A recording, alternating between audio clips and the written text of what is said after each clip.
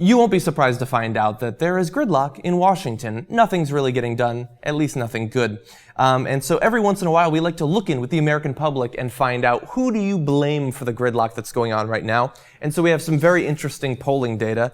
Let's see, where is this coming from? Oh, this is a Quinnipiac poll. And so there's four interesting statements that we're gonna talk about here. So when asked, 51% blame Republicans for being determined to block Obama. Very astute of you, American public. While 35% said the president lacks the skills to persuade congressional leaders to work together. So that's interesting. I mean, 51% blaming the Republicans is really about as high as you can expect the American public to go, since obviously most Republicans are not going to blame the Republicans, because even if they think that it's gridlock, even if they think the Republicans are responsible, they think that's a good thing. And so they're hardly going to assign blame to the Republicans there. And 35% saying the president lacks the skills. Some percentage of the people responding to this poll simply hate Obama. They think that he's a Kenyan Marxist. And so they're gonna check every one of the negative Obama statements. And so I'm not too worried about that. Moving on to two other interesting responses. 53% say that Obama was doing too little to compromise with members of Congress.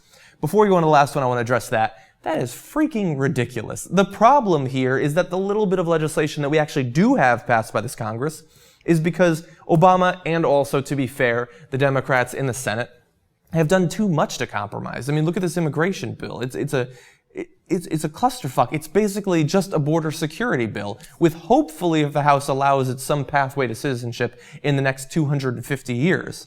The student loan interest rate bill. Now, I don't know how much direct control Obama had over the Senate negotiations there, but basically the reason that we didn't, before July 1st, have a deal was because the rates were going to double to 6.8, and the Republicans weren't doing enough to deal with that. So instead, we have this variable interest rate that, yeah, now looks pretty good, but basically we've just said, yeah, we'll get to that 6.8%. It just may take 10 years, while also, by the way, doing nothing to deal with the rising cost of tuition. But finally, 68% say Republican leaders were doing too little to compromise with the president. Again, when you look at the numbers and you understand that a certain percentage of the people taking this poll are Republicans, and they're not going to say no to that, 68% means basically unanimous response on that issue.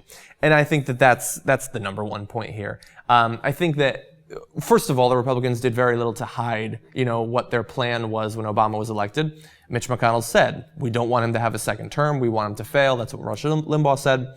And the Republicans seem to agree. And they're not going to give him anything, basically, unless, like with the immigration bill and like with the student loan rate bill, it's basically what they wanted to begin with. We can get those passed, so hurrah.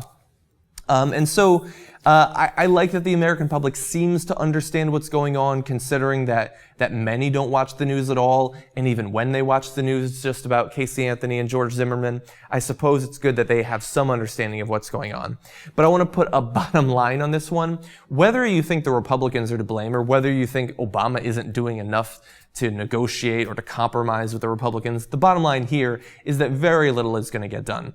I mean, we're in the small period between the presidential election and the midterm elections, and nothing is really being passed. Nothing that the Democrats who got this Democratic Senate and Democratic president into office, the Democrats in the country who voted more for Democratic congressional candidates than Republicans got, nothing that they want is going to be passed, because in a very short time, the midterm elections are going to be coming. There's a very real chance that the Democrats might lose the Senate. Almost no chance whatsoever that they'll take over the Congress. So they're going to want to be very careful to minimize the chance of losing the Senate. And look, honestly, whether they retain the Senate, or especially if they don't, the idea that more will be done in the remaining 2 years of Obama's term, that's a fairy tale. That's a fantasy. It's not going to happen.